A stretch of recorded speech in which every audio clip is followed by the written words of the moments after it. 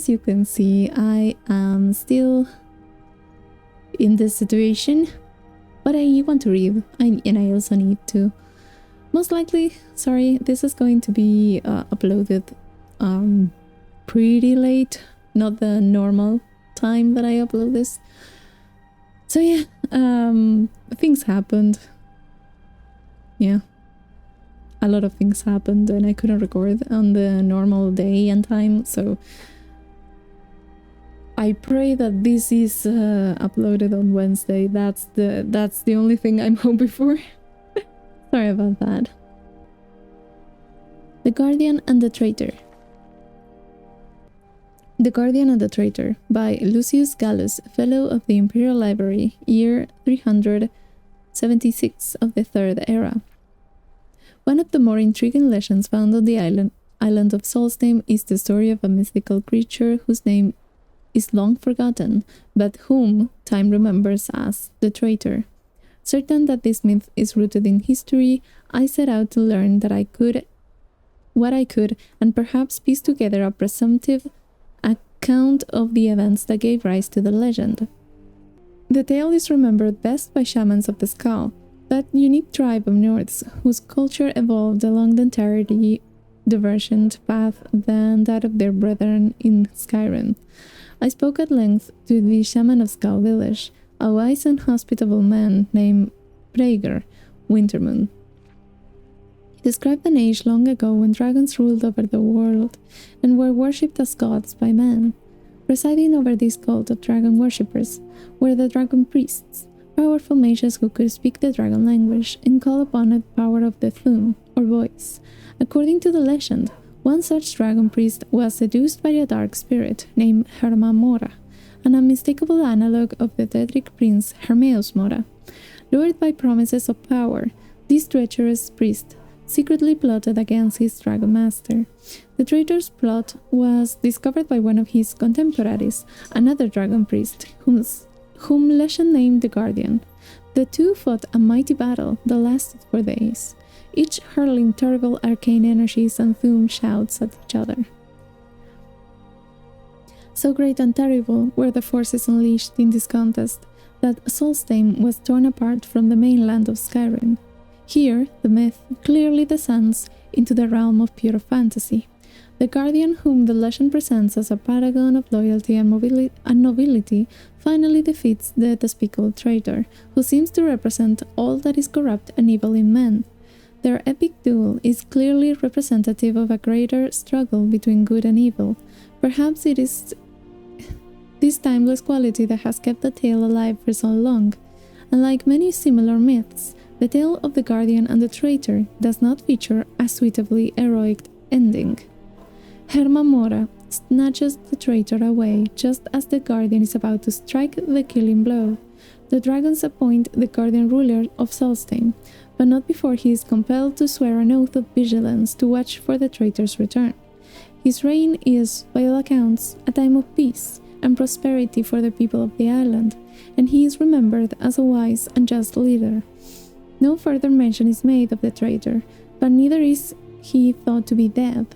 The legend ends on a cautionary note that the people of Solstheim, the heirs of the Guardian, must remain wary, lest the dark influence of Herma Mora, or even the traitor himself, return someday. Although no physical clues exist now on Solstheim to suggest the presence of the dragon cult, it is hardly difficult to believe that it might once have flourished here. Perhaps some hidden tomb still waits to be discovered that will tell the truth of the tale. There are other tantalizing clues, though perhaps these connections strain the bonds of credibility. For example, it is possible that the skull deity, or the All-Maker, is some distant echo of Mighty Alduin, the World Eater, or of the ancient Nord pantheon. Perhaps not, but one thing is certain: Solstheim's history is riddled with unanswered questions. Perhaps future generations will pull aside the veils of mystery and reveal the truth about the origins of the skull and the identities of the Guardian and the Traitor. Good book. At first I thought I was like, oh, I read this, and then I was like, no, wait, This sounds very similar to the MiraQuest. And that's why I think I read it, but I don't think I read it yet. Or maybe I'm just forgetting. But it was a really good book. I liked it. It was very short, very concise, and very clear. That's nice. It doesn't happen all the time. The Lunar Lorkhan by Fall Drun.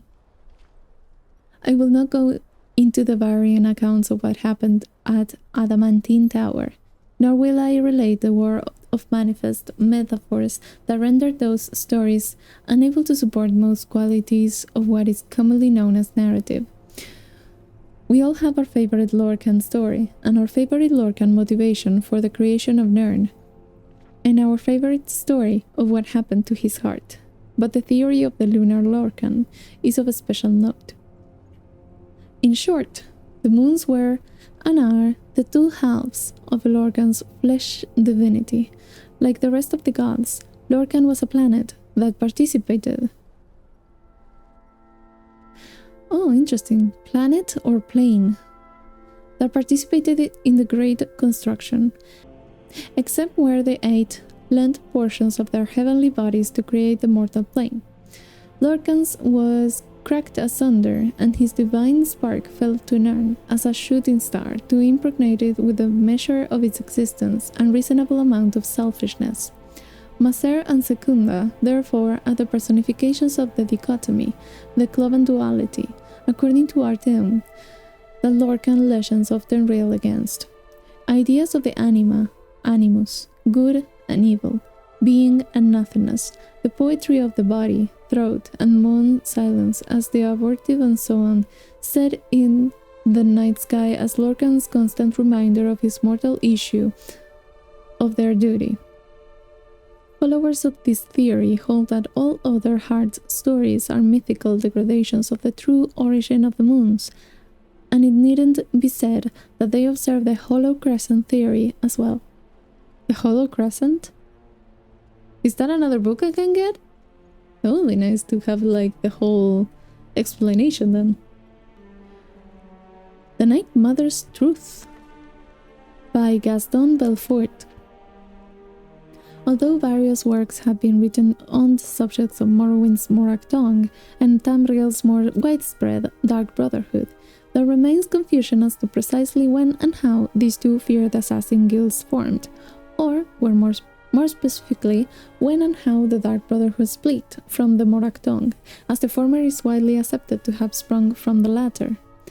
The largest point of contention seems to be the figure of the Night Mother, a woman who figures prominently in both organizations.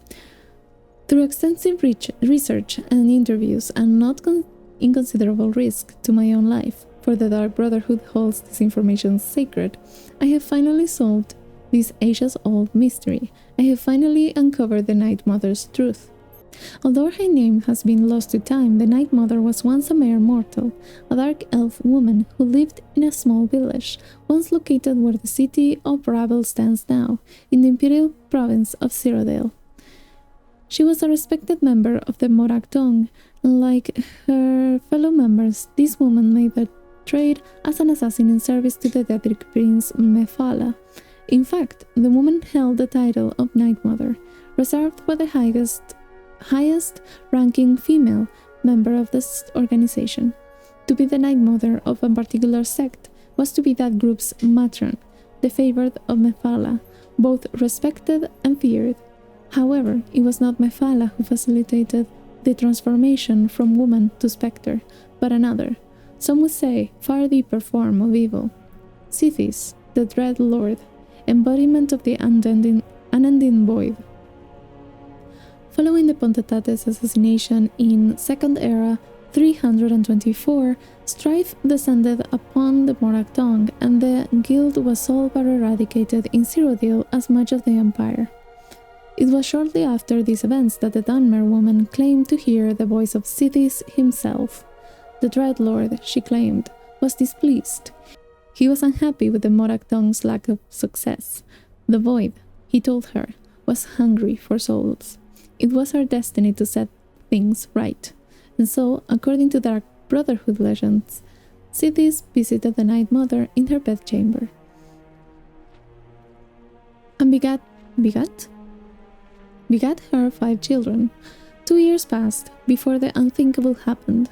The Dark Elf woman followed through with the Dread Lord's ultimate plan. One night, she murdered her children and sent their souls straight to the void. Straight to their father. When they learned of this affront to decency, the people of the village rallied against the woman, for such an act was considered incomprehensible, even for a Night Mother of the Morak tongue. In one night of vengeance, they descended upon the woman, killing her and burning down the house in which the atrocity took place, and that was the end of the story, or so everyone thought.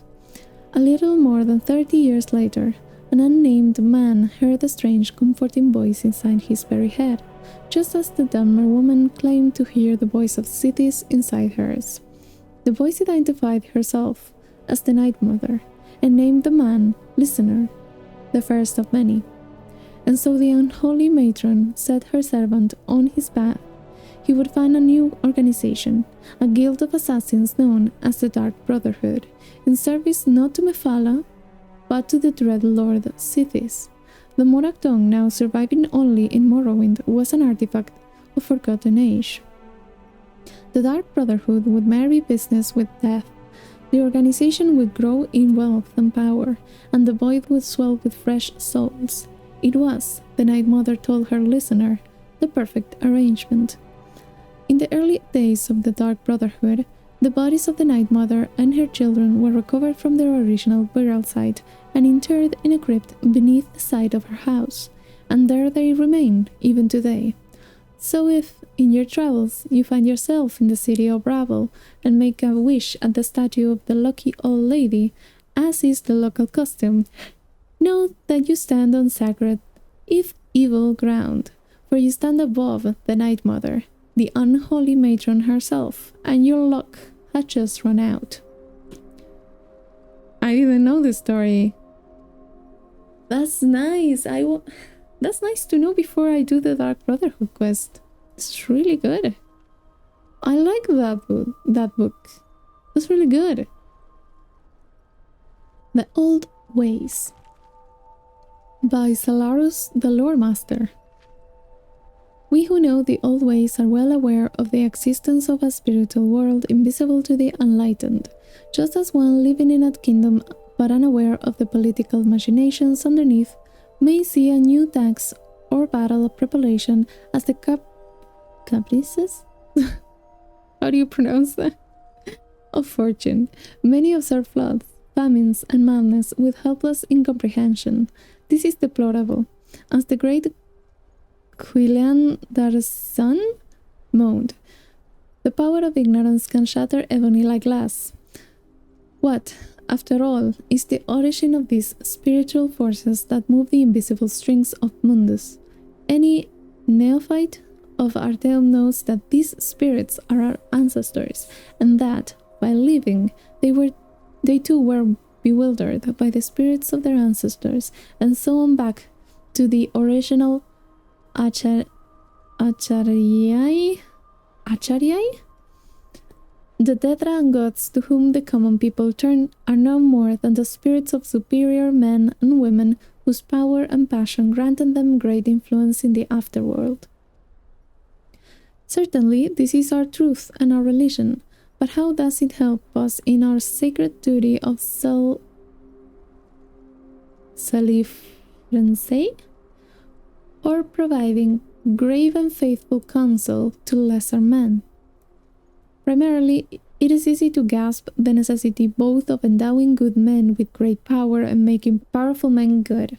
We recognize the multiple threats that a strong tyrant represents: breeds cruelty, which feeds the Dedra Boethia, and hatred, which feeds the Dedra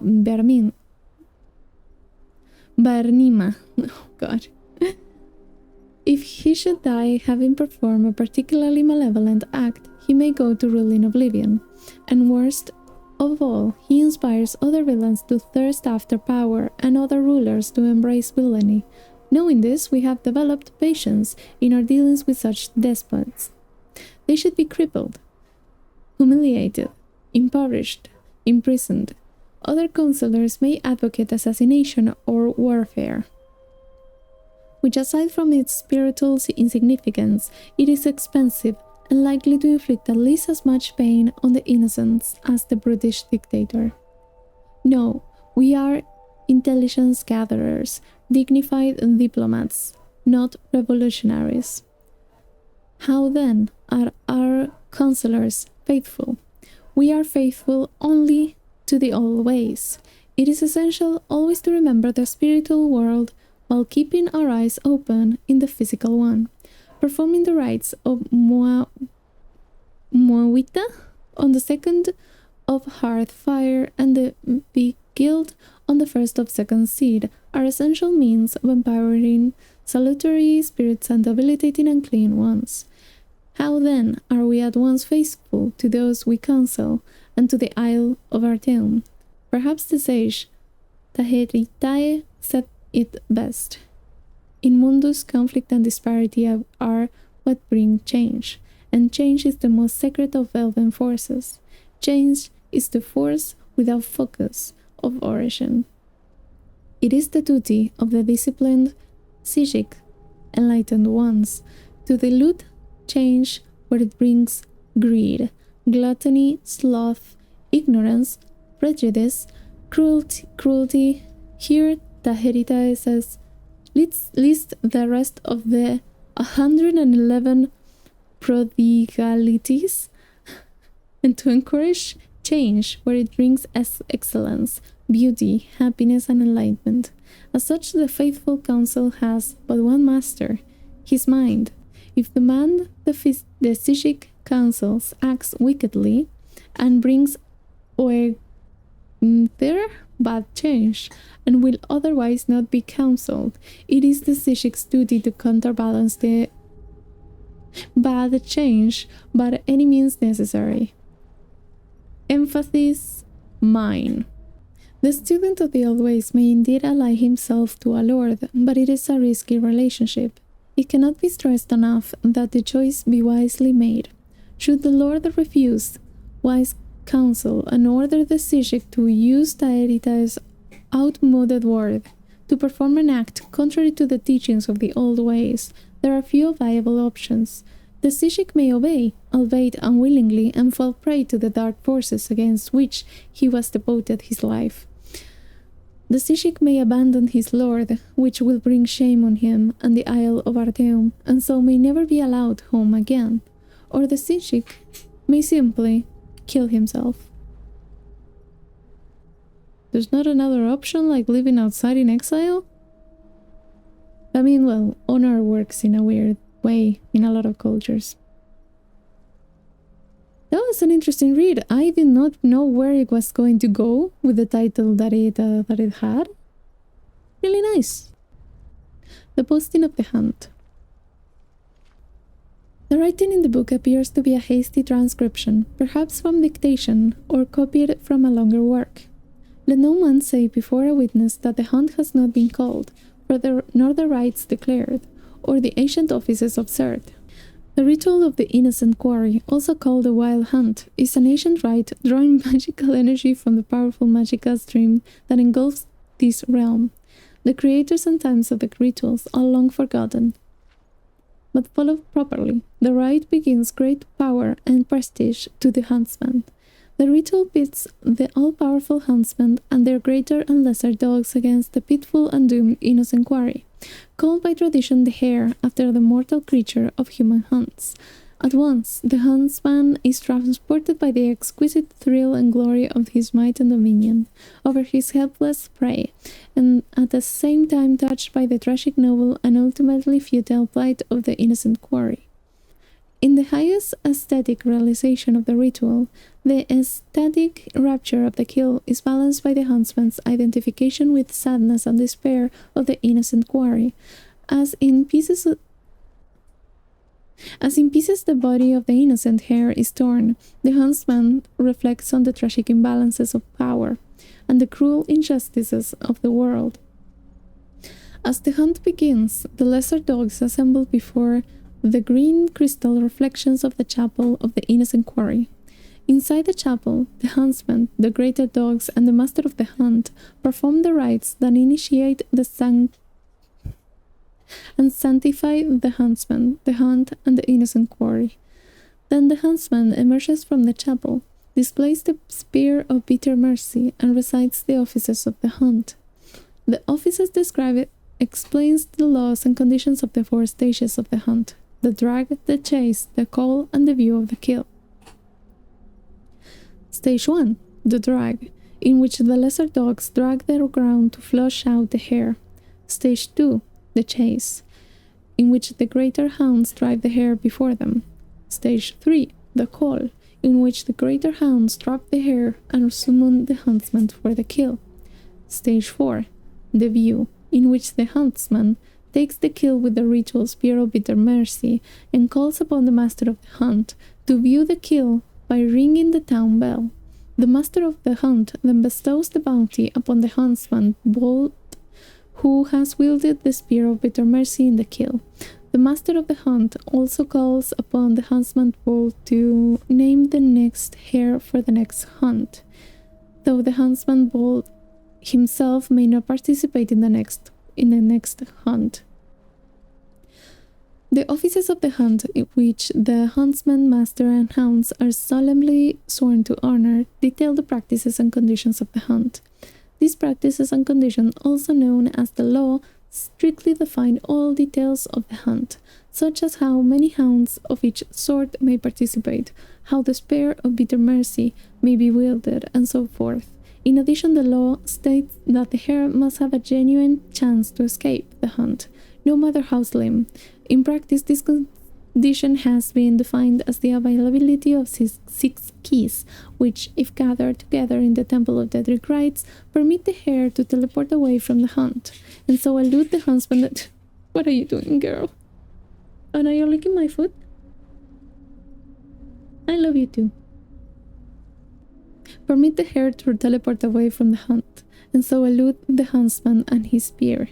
It is inconceivable, of course, that the hare might actually discover the keys and escape, but the forms must be observed, and tampering with the keys or cheating the hare of a genuine chance of finding or using the keys, it is a shameful and unforgivable betrayal of the law of the hunt.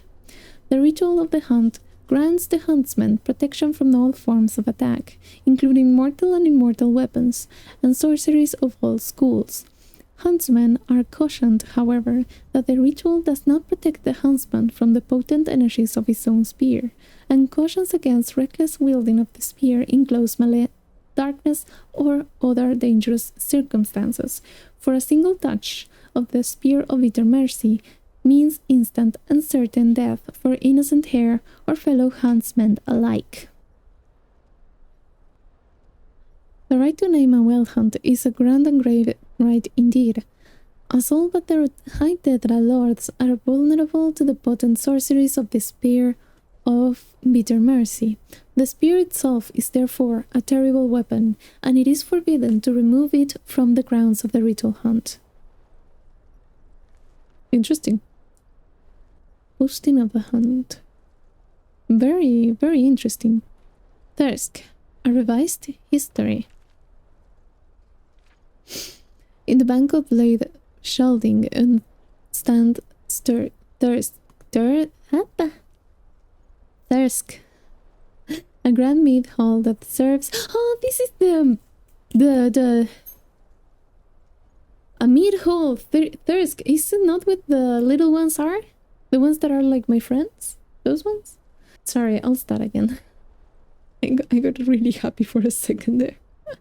In the bank of blade of shelving stands Thrisk, a grand mead hall that serves as the home and center of operations for a most vigilant clan of Nord warriors.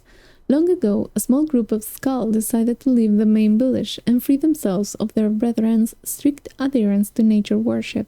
They sought to live life as their ancestors had in SKYRIM, free to kill what they wanted, when they wanted, free to worship in any matter they chose.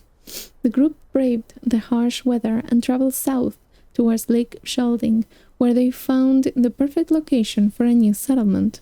There they decided to construct a grand mead hall that would serve as their new home and hunting lodge. After several months of building, the companions had completed the task and named the mead hall Thrisk. Thrisk. Oh god. The settlers looked upon all they had accomplished and were truly proud of their accomplishment, but their happiness was short-lived, and the settlers soon learned that not everyone celebrated the construction of Thrisk. As the mead hall was being erected, so too was the noise and commotion of construction disturbing the ancient creature that lay dormant under the ice. It was a tragic twist of irony. Therefore, that as the last beam of the great hall was nailed in place, the slumbering beast did finally awaken. His ancient name was the Udirfrikte, though the settlers knew him only as Death. The Udirfrikte came to the newly completed mead hall and wreaked vengeance upon those who had shattered the peace of his long-cold sleep. He killed without warning, without mercy, reducing the Thrisk Nords to half their number. It was the valiant sorcerer, Eldred Icelight, who finally drove the beast back to his lair beneath the frozen lake, and used his magicka to seal the entrance with a great wall of ice. The horror was over, but the price was great. It took the settlers 2 months to fix the damage done by the Uldfrikte, and with so many strong hands now gone, it was slow and tedious work. Finally, Thrisk stood tall and proud once more. But even though the settlers had worked together to construct the mead hall and drive away the threat of the Udirfrikte, tensions quickly grew over who would serve as their leader. Most of the men considered Hrothmund the Red their de facto chieftain, as he was the strongest and most capable of the lot. But one warrior, Drengr Bronzehelm, disagreed. He thought himself most capable to rule over Thrisk, and loudly voiced his opposition to Hrothmund, knowing that conflict and discord would only serve to destroy the new life they had worked so hard to create. Hrothmund the Red exercised his only true option. He swung his great axe and beheaded Drengr Bronzehelm where he stood. The Nords appreciated more than anything a warrior's prowess in battle, and Drengr's slaying proved to them that Hrothmund was indeed most worthy to be Thrisk's chieftain, so that the other Nords would never forget he had proven his right to lead. Hrothmund placed Drengr's head on a pedestal in the center of Thrisk's main hall for all to see. And so began the Thrisk most time-honored tradition.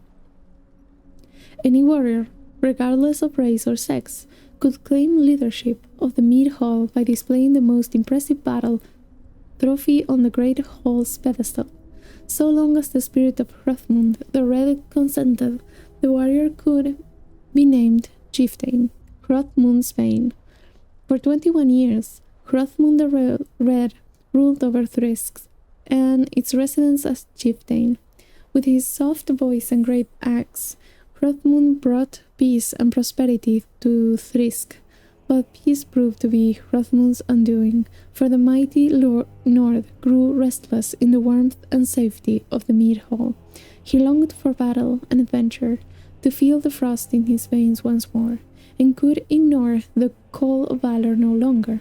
When word spread of a giant, bloodthirsty white wolf terrorizing travelers in the Moesring Mountains, Hrothmund took up his great axe and set out to defeat the beast alone.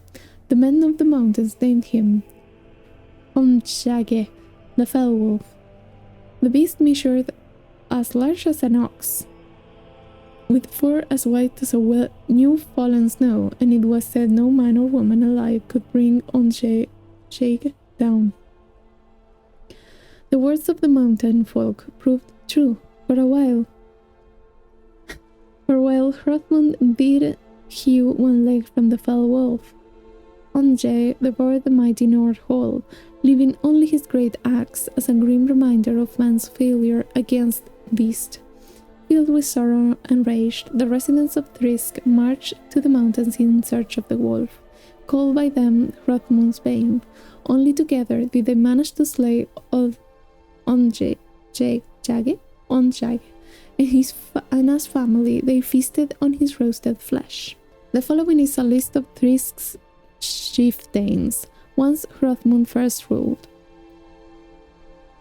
Hrothmund the Red, Nord male, slew Drengr Bronzehelm and presented his head as a battle trophy, ruled over Thrisk for 21 years, slain and devoured by Onjage, the fell wolf.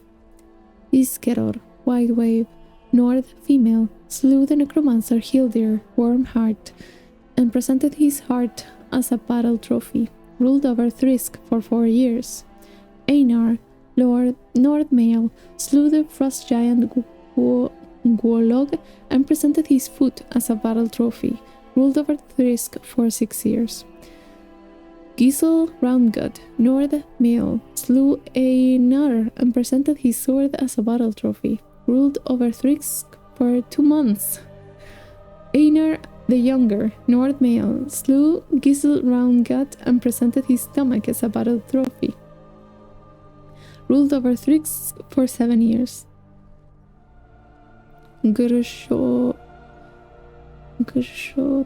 Garoren, Nord male, slew the White Witch Katla and presented her staff as a battle trophy, ruled over Thrisk for 2 years. Amelie Bonteco, Breton female. A Breton? Interesting. Slew... That name is giving me so much trouble. The previous one. And presented his head as a battle trophy, ruled over Thrisk for 3 years. Thodomer Stormkiller, Nord male, slew the brothers Annie and Ali and presented their enchanted hammers as battle trophies, ruled over Thrisk for 16 years. Aegilith, Nord female, slew Odni the Unfaithful and presented her hand as a battle trophy, ruled over Thrisk for 8 years. Casino, Aurelia, Imperial male, slew the Imperial hero the Imperial hero Claudius Ancione and presented his sword as a battle trophy, ruled over Thrisk for 3 weeks. Fraud. Eldjar Bearskinner, Nord male, slew the Imperial fraud Casino Aurelia and presented his tongue as a battle trophy, ruled over Thrisk for 5 years. Falki the Fat, Nord male, slew a pack of 6 rabid wolves and presented their claws as battle trophies, ruled over Thrisk for 3 months. Succumbed to madness and death as a result of rabies. Svana the Knife, Nord male, slew Greta Wolfchild and presented her sword as a battle trophy, ruled over Thrisk for 4 years. Bainir Whitebeard, Nord male, slew the Orc Raiders and presented their eyes as battle trophies, ruled over Thrisk for 22 years. Shoulder Wolf Runner, Nord male, slew the Wizard Grease the Yellow and presented his head as a battle trophy, ruled over Thrisk for 3 years, slain in the Mead Hall. There is, here, a period of unrecorded histories. At some point the Udirfrikte was dealt with once and for all, but the leader of Thrisk in this time is unrecorded. There were apparently several other chieftains who came and went before the resumption of record. The Thrisk devotion to oral tradition means these names may forever be lost to history. Girgun the Colossus, Nord male, slew Skjold the Ill-Minded and presented his brains as a battle trophy, ruled over Thrisk for 6 years. Viveka the Stone, Nord female, slew 7 Imperial pirates and presented their helmets as battle trophies, ruled over Thrisk for 3 years. Sharknir Greenhand, Nord male, slew an entire group of Spriggans and presented their taproots hearts as battle trophies, ruled Thrisk for 27 years. Skjold the Intrepid, Nord female, slew the great beast of Ilfark and presented his stomach as a battle trophy. Rules Thrisk as of this writing. Expansion.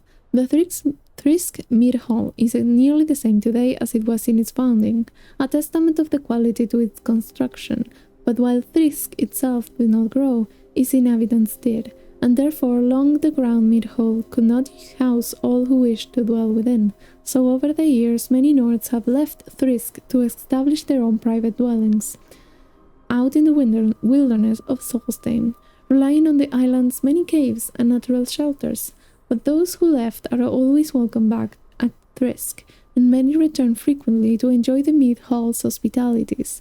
It is also important to note that although much time has passed since the group first left the Skull village, the Skull and Thrisk Nords have always remained civil to one another, and even trade resources on occasion.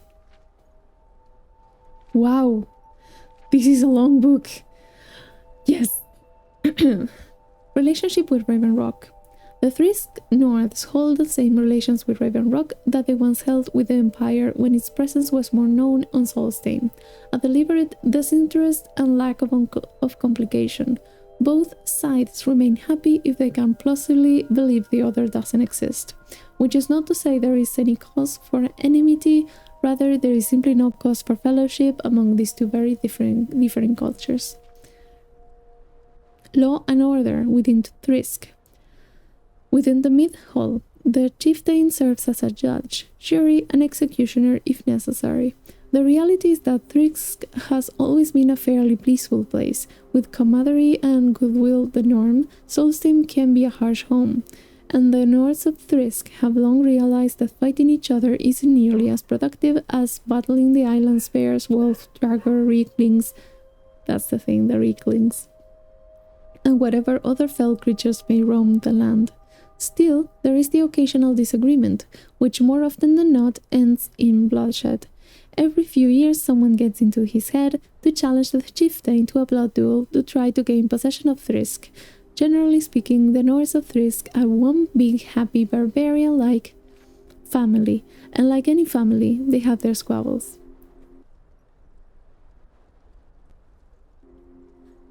The Ash Times. Since the eruption of the Red Mountain, the southern portion of Solstheim has been lost to waste and dark elf occupation.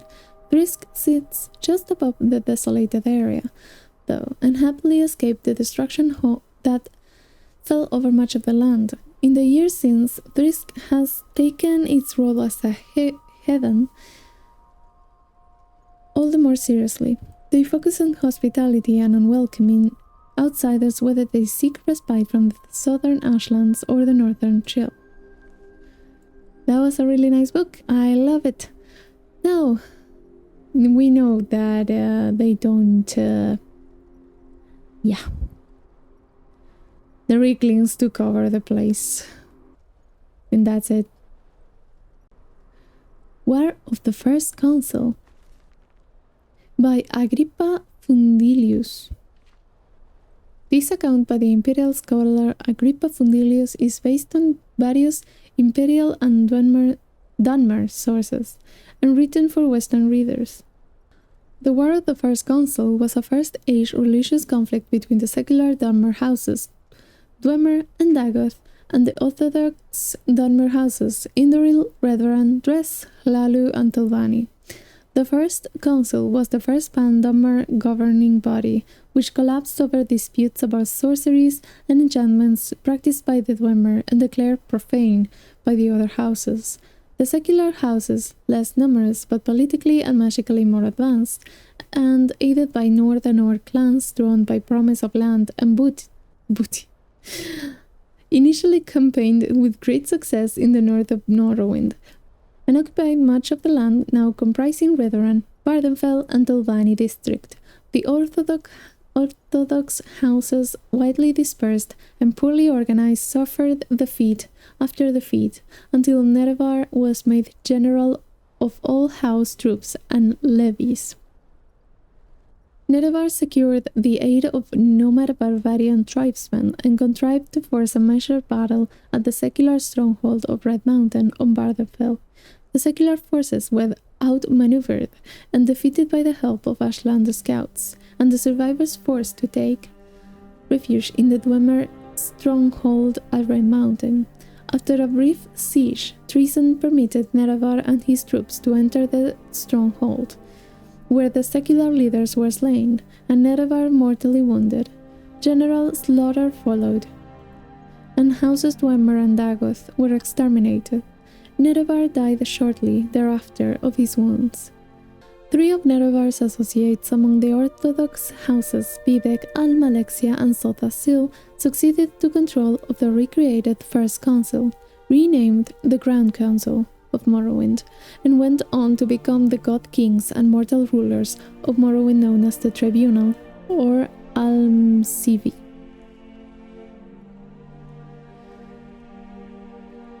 Good. We keep getting more information about that one fight. Really nice. Yngol the Sea Ghosts. And the Sea Ghosts. Wait. So, Yngol and the Sea Ghosts. Master and Secunda passed over Ysgramor's people as their fellowship landed in longboats upon the rocky shores of Sarik Head on their journey from Atmora to Merath. Boats littered the coast, but Ysgramor did not count his kin, Yngol's among them. Ysgramor commanded the sea ghosts to surrender his kin, and a great gale darkened the sky. The seas thrashed and churned, and a whirlpool storm appeared. Ysgramor took up the oars and rowed into the storm alone. Upon the sea, Ysgramor wrestled the sea ghosts, and the storm carried him along the jagged coast. 2 fortnights passed without relief, until finally the storm broke. Come the next dawn, Yngol's longboat was found in the icy surf, but the vengeful sea ghost had already taken Yngol and his clansmen. In his terrible grief, Ysgramor slew a dozen beasts and burned them in honor of his fallen kinsmen. A barrow hill was dug in the Atmoran tradition, and Yngol was laid to rest with rites and honors among his clansmen, far below the rocky face of Sarik Head, the first children of the sky to perish in Tamriel. It's a really nice short book. And yeah, that should be the last one. So, yeah. I'll have to deal with this now. But for now, goodbye, bye-bye.